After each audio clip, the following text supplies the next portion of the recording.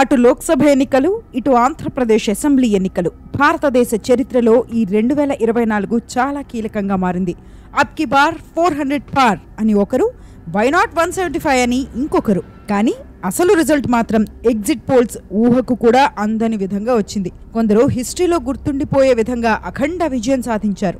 ఇంకొందరు ఖచ్చితంగా గెలుపు తమదే అనుకున్నప్పటికీ డిపాజిట్లు కోల్పోయారు. Ladies and gentlemen, welcome to Indian politics. ఇక్కడ ఎప్పుడు ఏం జరుగుతుందో ఎవ్వరూ ఊహించలేరు. ఎవరు గెలుస్తారో, ఎవరు ఓడిపోతారో పసిగట్టడం ఎగ్జిట్ పోల్స్ కి కూడా సాధ్యం కావడం లేదు. ఈ ఎన్నికల్లో ఇలాంటి షాకింగ్ సిచ్యువేషన్స్ చాలా కనిపించాయి. అగ్రనేతలు, గెలుపు గుర్రాలకు ప్రజలు ఏ విధంగా షాక్ ఇచ్చారో ఈ వీడియోలో మనం తెలుసుకుందాం. 2024 ఎలక్షన్ ఫైట్ మీకు కిక్ ఇచ్చుంటే ఈ అనాలిసిస్ వీడియో కూడా ఖచ్చితంగా నచ్చుతుంది. వీడియోని అస్సలు మిస్ అవ్వకుండా చివరి వరకు చూడండి. Let's begin the show. వీడియోలోకి వెళ్లే ముందు చిన్న డిస్క్లైమర్. ఇదొక పార్టీ గెలుపు, ఒక వ్యక్తి గెలుపుని సెలబ్రేట్ చేసేందుకు రూపొందించిన వీడియో కాదు. డేటాని ఎనలైజ్ చేసి మీ ముందుకు తీసుకొచ్చానంతే. ఇక అసలు మ్యాటర్లోకి వెళ్తే, number 1 Pawan Kalyan versus Vanga Geetha. Andhra Pradesh assembly ఎన్నికల్లో పిఠాపురం నియోజకవర్గానికి వచ్చిన హైప్ బహుశా దేశంలో మరే ఇతర సీట్కి కూడా రాలేదు. అందుకు కారణం జనసేన అధినేత పవన్ కళ్యాణ్. కేంద్రంలో నరేంద్ర మోదీ గెలుస్తారా లేదా అన్న దానికన్నా పిఠాపురంలో పవన్ కళ్యాణ్ ని ప్రజలు గెలిపిస్తారా అన్న విషయంపైనే ఎక్కువ చర్చలు జరిగాయి. 2019 అసెంబ్లీ ఎన్నికల్లో 2 చోట్ల పోటీ చేసి ఓడిపోయిన పవన్ కళ్యాణ్ ఈసారి పిఠాపురం నుంచి బరిలోకి దిగడం హాట్ టాపిక్ గా మారింది. పవన్ పోటీపై పిఠాపురం ప్రజల స్పందన అంటూ రోజుకొక వీడియో వచ్చింది. అవి చూసిన తర్వాత అందరిలోనూ ఉత్కంఠ కనిపించింది. వాస్తవానికి పవన్ కళ్యాణ్ సహా పిఠాపురంలో మొత్తం 13 మంది ఈ అసెంబ్లీ ఎన్నికల్లో పోటీ చేశారు. కానీ పిఠాపురానికి అప్పటికే ఉన్న హైప్ ని మరింత పెంచింది మాత్రం వైసీపీయే.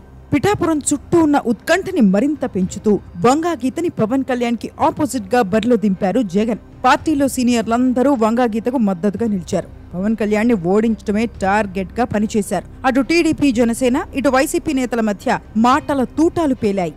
కానీ ఒక్క ఛాన్స్ ఇవ్వండి, అసెంబ్లీకి పంపించండని పవన్ కళ్యాణ్ చేసిన విజ్ఞప్తిని పిఠాపురం ప్రజలు అంగీకరించారు. వంగగీతపై పవన్ కళ్యాణ్ తిరుగులేని విజయాన్ని సాధించారు. ఈ వీడియో చేస్తున్న సమయానికి వంగగీతపై దాదాపు 70,000 మెజార్టీలో కొనసాగుతున్నారు. ఇదే మెజార్టీతో గెలవడం దాదాపు ఖాయం. పవన్ కళ్యాణ్ పొలిటికల్ కెరీర్ కి ఇది మ్యాసివ్ బూస్ట్ ఇస్తుంది. వంగగీత వంటి ప్రముఖ రాజకీయ నేతను ఓడించి ఆయన అసెంబ్లీలోకి అడుగుపెట్టబోతున్నారు. మరి రానున్న రోజుల్లో పవన్ కళ్యాణ్ పొలిటికల్ కెరీర్ ఎలా ఉంటుందో చూడాలి. పవన్ కళ్యాణ్ గెలుపును మీరు ముందే ఊహించారా, లేక ఈసారి కూడా జనసేన అధినేతకు షాక్ తప్పదనుకున్నారా? ఏపీ ఎన్నికల ఫలితాలపై మీ ఒపీనియన్ ఏంటి? కామెంట్ చేయండి. Number 2 Asaduddin Owaisi versus Madhavilatha.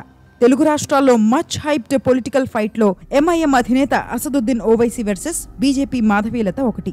దశాబ్దాలుగా ఏఐఎంఐఎం కంచుకోటగా ఉన్న హైదరాబాద్ పార్లమెంటు నియోజకవర్గంపై మాధవీలత అస్త్రాన్ని ప్రయోగించింది బీజేపీ. అప్పటి నుంచి ఆమె పేరు మారుమోగిపోయింది. మాధవీలత కూడా తీవ్రంగానే శ్రమించారు. అదే సమయంలో పలు వివాదాలు కూడా ఆమెను చుట్టుముట్టాయి. మసీదు వైపు బాణం విసిరారంటూ, పోలింగ్ బూత్ దగ్గర ఐడెంటిటీ కార్డులు చెక్ చేస్తున్నారంటూ నిత్యం వార్తల్లో నిలిచారు. ఏఐఎంఐఎం కి ఓల్డ్ సిటీ మీద 4 దశాబ్దాలుగా పట్టుంది. 2004 నుంచి అసదుద్దీన్ ఓవైసీ ఇక్కడ ఎంపీగా గెలుస్తూ వస్తున్నారు. దానికన్నా ముందు ఆయన తండ్రి సుల్తాన్ సలాహుద్దీన్ ఓవైసీ 1984 నుంచి హైదరాబాద్ సీట్లో 6 సార్లు విజయం సాధించారు. ఇక్కడ అసదుద్దీన్ ఓడించడం నెక్స్ట్ ఇంపాసిబుల్. కానీ మాధవీలత ఇంపాసిబుల్ ని పాసిబుల్ చేస్తారా అని చాలా మందిలో ఉత్కంఠ కనిపించింది. కానీ ప్రజల తీర్పులో సంచలనాలు కనిపించలేదు. ఈ వీడియో చేస్తున్న సమయానికి మాధవీలతకు 3,17,839 ఓట్లు పడ్డాయి. అసదుద్దీన్ ఓవైసీకి 6,43,402 ఓట్లు దక్కాయి. అంటే అసదుద్దీన్ ఓవైసీని సుమారు 3.25 లక్షల భారీ మెజార్టీతో గెలిపించారు హైదరాబాద్ ఓటర్లు. జస్ట్ ఫర్ డేటా, 2019 లోక్సభ ఎన్నికల్లో అసదుద్దీన్ ఓవైసీ హైదరాబాద్ సీట్ నుంచి 2.1 లక్షల మెజారిటీతో విజయం సాధించారు. Number 3 Annamalai versus Ganapathi Raj Kumar. విపక్ష ఇండియా కూటమికి పట్టున్న రాష్ట్రాల్లో ఒకటైన తమిళనాడులో police turned politician K Annamalai BJP ticket మీద పోటీ చేసిన కోయంబత్తూర్ సీట్ పై చాలా ఉత్కంఠ కనిపించింది. అన్నామలైని తమిళనాడు బీజేపీ యూనిట్ ఒక ఆశాకిరణంగా చూసింది. రాష్ట్రంపై పట్టు సాధించాలన్న బీజేపీ ఆశలకు ఒక వెలుగులా కనిపించారు అన్నామలై. ప్రధాని నరేంద్ర మోదీ సైతం తమిళనాడుకొచ్చి రాష్ట్ర బీజేపీ అధ్యక్షుడిని వెంట పెట్టుకుని ఎన్నో ర్యాలీలు నిర్వహించారు. బీజేపీలో కాన్ఫిడెన్స్ చూస్తే అన్నామలై విజయంతో తమిళనాడులో పార్టీ ఖాతా తెరవడం ఖాయమని రాజకీయ విశ్లేషకులు కూడా భావించారు. అనేక ఎగ్జిట్ పోల్స్ కూడా అన్నామలై గెలుపు ఖాయమని చెప్పాయి. కానీ ఊహించని రిజల్ట్ ఎదురైంది. 2021 తమిళనాడు అసెంబ్లీ ఎన్నికల్లో పోటీ చేసి ఓడిపోయిన అన్నామలైకి 2024 లోక్సభ ఎన్నికల్లోనూ ఓటమి తప్పలేదు. ఈ వీడియో చేస్తున్న సమయానికి తన ప్రత్యర్థి డిఎంకే కోయంబత్తూర్ అభ్యర్థి గణపతి రాజ్ కుమార్ మీద సుమారు 66,000 ఓట్ల మెజార్టీతో ఓడిపోయారు అన్నామలై. మరి ఈ ఓటమిపై అన్నామలై ఎలా స్పందిస్తారో చూడాలి. వీడియోని కంటిన్యూ చేసే ముందు చిన్న విషయం, ఇప్పటి వరకు చూసిన కంటెంట్ మీకు నచ్చితే ఈ వీడియోని వెంటనే లైక్ చేయండి, మన ఛానల్ని సబ్స్క్రైబ్ చేసుకోండి. Number 4, Shashi Tharoor versus Rajeev Chandrasekhar. 2024 లోక్సభ ఎన్నికల ఫలితాల్లో కాంగ్రెస్ సీనియర్ నేత శశి థరూర్ ఫ్యాన్స్ కి ఒక మినీ హార్ట్ అటాకే వచ్చింది. తిరువనంతపురంలో బీజేపీ అభ్యర్థి కేంద్ర మంత్రి రాజీవ్ చంద్రశేఖర్ పై ఓటమి నుంచి జస్ట్ లో తప్పించుకున్నారు శశి థరూర్. కేరళ తిరువనంతపురంలో సిట్టింగ్ ఎంపీగా ఉన్నారు శశి థరూర్. లాస్ట్ 3 టైమ్స్ ఇక్కడ నుంచి పోటీ చేసి గెలిచారు. శశి థరూర్ కాంగ్రెస్ లో చాలా కీలక నేత.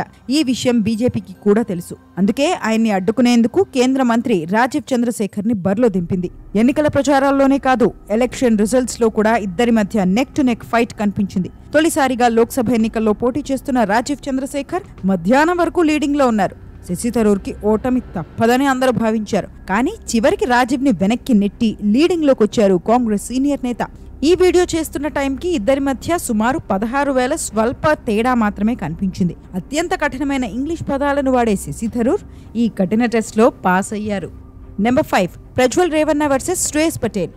వాస్తవానికి తెలుగు రాష్ట్రాల్లో ప్రజ్వల్ రేవన్న గురించి ఎవ్వరికీ పెద్దగా తెలీదు. ఎన్నికల ముందు వరకు ఆయన ఒక సాధారణ ఎంపీ, మహా అయితే మాజీ ప్రధాని దేవగౌడ మనవడు. కానీ హసన్ సెక్స్ స్కాండల్ తో ప్రజ్వల్ పేరు దేశంలో సంచలనంగా మారింది. కర్ణాటకలోని హసన్ నియోజకవర్గం పోలింగ్ కు ఒక రోజు ముందు ఈ సెక్స్ స్కాండల్ బయటపడ్డం, ప్రజ్వల్ దేశాన్ని విడిచిపెట్టి వెళ్లిపోవడం, అక్కడి నుంచి కేసు కీలక మలుపులు తిరగడం మనందరం చూసాం. అప్పటి నుంచే ఎన్నికల్లో ప్రజ్వల్ మళ్లీ గెలుస్తాడా అని హసన్ సీట్ పై ఫోకస్ పెరిగింది. 2019లో హసన్ నియోజకవర్గం నుంచి 1.4 లక్షల మార్జిన్ తో గెలిచిన ప్రజ్వల్ 2024లో ఓడిపోయారు. ఈ వీడియో చేస్తున్న సమయానికి కాంగ్రెస్ అభ్యర్థి శ్రేయస్ పటేల్ కన్నా దాదాపు 46,000 ఓట్ల వెనకంజలో ఉన్నారు. So that's one candidate with criminal case down. Number 6, Supriya సులే versus Sunetra Pawar. మహారాష్ట్రలో మచ్ అవైటెడ్ రిజల్ట్స్ లో బారామతి నియోజకవర్గం ఒకటి. ఇక్కడ ఎన్సీపీ శరద్ పవార్ ఫ్యాక్షన్ అభ్యర్థి సుప్రియా సులే, ఎన్సీపీ అజిత్ పవార్ వర్గం అభ్యర్థి సునేత్రా పవార్లు పోటీ పడ్డారు. 2019 నుంచి మహారాష్ట్ర రాజకీయాల్లో హై డ్రామా కనిపిస్తోంది. గతేడాది ఇది మరొక కీలక మలుపు తిరిగింది. అప్పటి వరకు విపక్షంలో కీలకంగా ఉన్న అజిత్ పవార్ ఎన్సీపీలోని తన వర్గం వారితో కలిసి బీజేపీ ఏక్నాథ్ షిండే శివసేన ప్రభుత్వంలో కలిసిపోయారు. అలా ఎన్సీపీని రెండుగా చీల్చారు.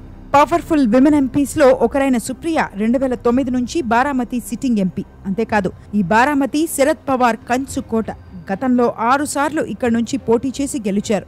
అలాంటి బారామతిలో సుప్రియాను ఓడించేందుకు తన భార్యను బరిలో దింపారు అజిత్ పవార్. పొలిటికల్ రైవల్రీ కాస్త ఫ్యామిలీ వార్ గా మారింది. అందుకే ఈ సీటు హాట్ టాపిక్ గా మారింది. ఉత్కంఠకు తగ్గట్టే ఎన్నికల ఫలితాలు కూడా కనిపించాయి. తొలుత సునేత్ర లీడింగ్ లో ఉన్నారు, కానీ మధ్యాహ్నం తర్వాత సుప్రియ ఆధిక్యంలోకి వచ్చారు. ఈ వీడియో చేస్తున్న సమయానికి ఇద్దరి మధ్య దాదాపు 42,000 ఓట్ల మార్జిన్ ఉంది. స్మృతి ఇరానీ వర్సెస్ కిషోరి లాల్. ఈ 2024 లోక్సభ ఎన్నికల్లో బీజేపీకి తగిలిన మేజర్ షాక్స్ లో ఒకటి స్మృతి ఇరానీ ఓటమి.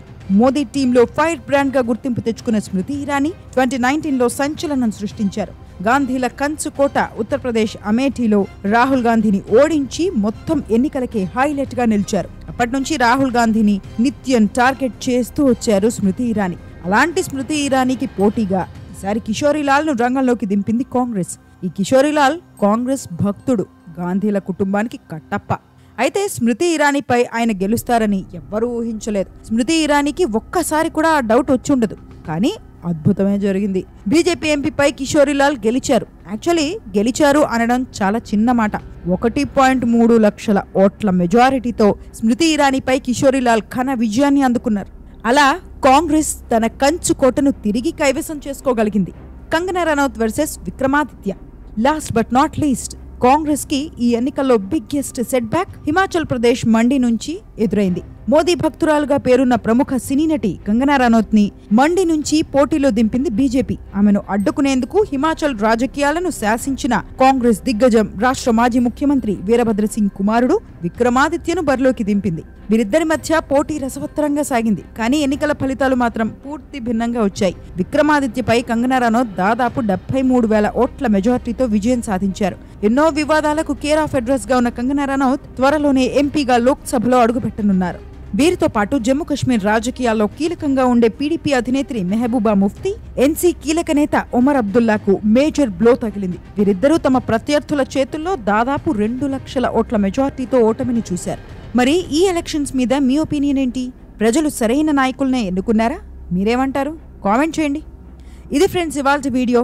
హై వోల్టేజ్ ఎలక్షన్ రిజల్ట్స్ మీద చేసిన ఈ కంటెంట్ మీకు నచ్చిందని ఆశిస్తున్నాను. ఇలాంటి మరిన్ని వీడియోస్ కోసం మన పెన్ అండ్ వాయిస్ స్టోరీస్ ఛానల్ని సబ్స్క్రైబ్ చేసుకోండి.